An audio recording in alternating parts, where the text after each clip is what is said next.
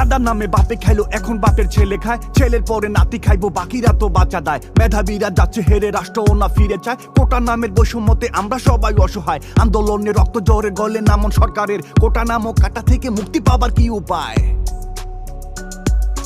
৭১ যুদ্ধ হলো স্বাধীনতার জন্য, পরাজিত হয়েছিল পাখানাদার সৈন্য। যাদের মহান আত্মত্যাগে স্বাধীনতা পেলাম, রণাঙ্গনে লড়াই করা সেই বীরেদের সেলাম।